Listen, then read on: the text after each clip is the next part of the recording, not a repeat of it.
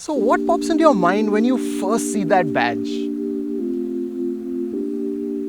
And it's cars like the Qualis, the Innova and the Toyota Fortuner that have really cemented some of these values for most of us. This is the Toyota Innova HyCross, and it brings with it some keywords of its own. Monocoque front-wheel drive, feature-rich, youthful even, and a proper big petrol hybrid car.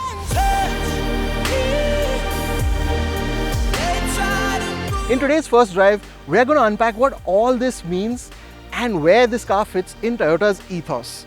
And more importantly, we're going to see how this lives up to all of our expectations of a Toyota utility vehicle. First off, let's start with presence. And the Innova HyCross has plenty of it.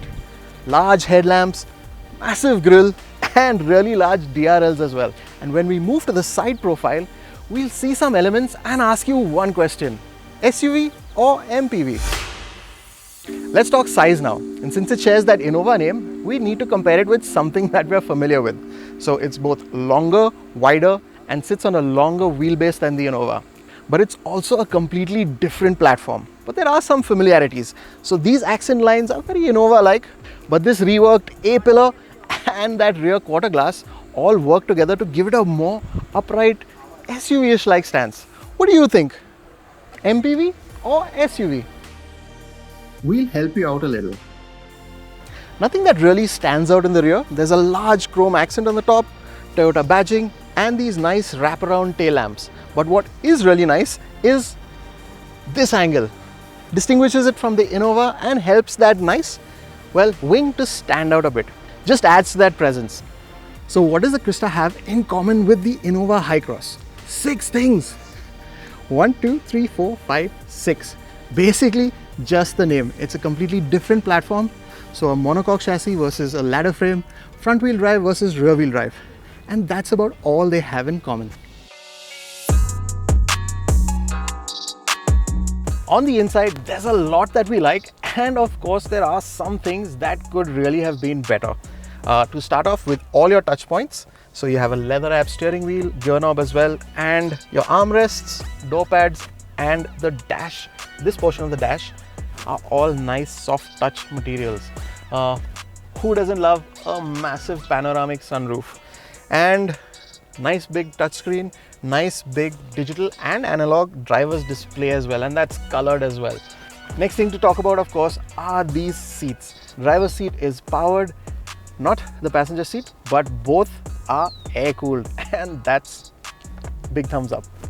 Speaking of the things that we didn't like, well, there is a lot of hard plastics around as well. So this portion of the dash, the top of the dash, the quality of both the air vents and this plastic panel here could have been a little bit better. One of those new keywords that the Innova HyCross is bringing is feature packed, and it's a long list. That includes dual zone climate control with 2 compressor units, 10-inch touchscreen with wireless Android Auto and wireless Apple CarPlay, 9-speaker JBL sound with a subwoofer, and of course that massive sunroof, to name a few. This has to be the piece de resistance of this Innova HyCross. The second row Ottoman seats in the top end ZX and ZX option variant. Legroom, headroom, but there's more. Extra legroom. And a little bit of thigh support. And this is all electric, both the thigh support and the seat back is electric, so it's a little slow, but it's worth it. Time for a nap? Why not?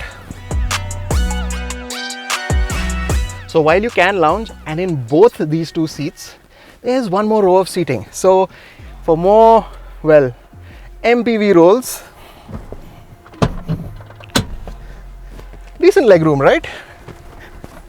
Let me show you the third row.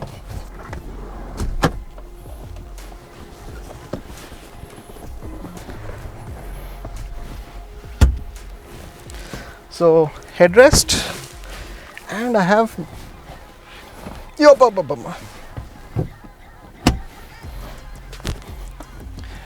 recline as well, reasonable headroom. So as you can see, adult legroom in the third row. Nice recline angle to the back. I have headroom as well. And if you remember, the driving seat was set to my driving position. This seat wasn't too much of a compromise at all. So 6 people in the Innova HyCross, big thumbs up. Let's talk features. So there are AC vents in the roof for both the rear passengers. That's the same for the second row as well. There's a charge socket there, a 12-volt charge socket. 2 cup holders here, or bottle holders, and 2 cup holders on this side. And in the second row, there's 2 cup holders in the door as well as cubby hole space in the doors. There's also USB charge points, sunshades, a flip-up central table that really should be a bit sturdier, and a third row that has a proper 3-point seat belt for a central passenger. If you can find 3 people narrow enough to fit in there. And we've still left with the boot as well. So that's where we're going next. Boot space. You remember how much boot space the old Innova had, right? Well, there's more. So these are 2 regular airport carry-ons. There's space for 4 of them, and that's with all 3 rows in use. And these fold down completely flat, both of them, to give you masses of boot space. There's 5 of us on this trip for 2 days, day luggage plus camera equipment, and we couldn't fill that space up. On this drive, we only had the hybrid drivetrain to experience. Remember, the HyCross will have 2 drivetrains, the other being a naturally aspirated 2-liter petrol. And here's a quick reminder of the specs.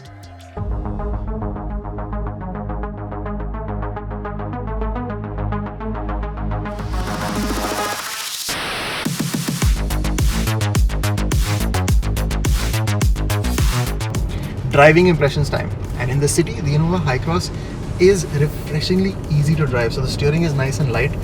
You only have an automatic gearbox, so that's one less thing to worry about.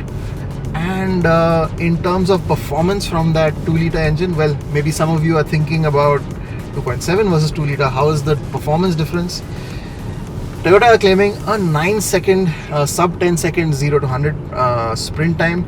We tested that out with 6 people in this car, so fully loaded, and we came back with 14 odd seconds. So performance is, well, more than adequate. And in terms of just that driving ability, you step on the throttle and there's instant go. Right now we're not fully loaded, of course, but it's a very similar experience when you're fully loaded. The other thing that really hits you when you start driving the car is how quiet this cabin is. It's really nicely insulated, and because of that hybrid drivetrain, which is mostly driving you in electric mode, even up to 70 kmph, adds to that quietness. And when the petrol motor does kick in, you can barely notice it. And that's something that's translated to highway speeds as well. Once you're up to speed on the highway, the cabin stays nice and quiet, and that will bring us to how this car rides. So in the front row, second row, and even the third row, it's really comfortable, very well damped, and it really takes the edge of even sharp bumps. So comfortable place to be in, and with the amount of space you have, especially in the third row, I sat in the third row for quite a bit of a highway stretch today, and I really would be comfortable doing long distances in that. Yes, 2 people in that third row, not 3. There are some things that maybe could have been a little bit better.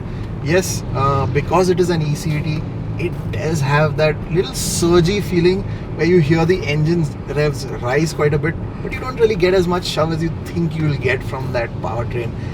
And that's especially felt at highway speeds when you're trying to pull off an overtake. Not that you can't pull off the overtake, it just sounds and feels a little CVT-like. And the other question that everyone probably wants the answer to is, how is front wheel drive versus rear wheel drive in the Innova Crysta?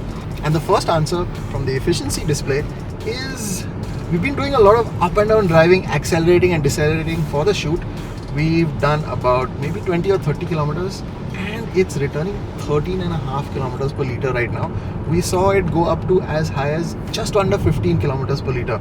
So efficiency with this hybrid drivetrain and that front wheel drive is, you have to remember, this is a 2-liter petrol engine. Yes, it's hybrid assisted, but also that monocoque chassis and front wheel drive layout means that this car is actually lighter than the Innova Crysta. The only possible downside to this front wheel drive is that when you're in hilly areas in questionable road conditions, you may find a slight lack of grip. Not something that we've been able to test out on the roads in Bangalore and the short time we've had this car for. But it may not be as much of a mountain goat as the Innova has proven itself to be. We're not saying don't take it to Leh, just be a bit careful when the gradients are steep, loads are high, and grip is limited.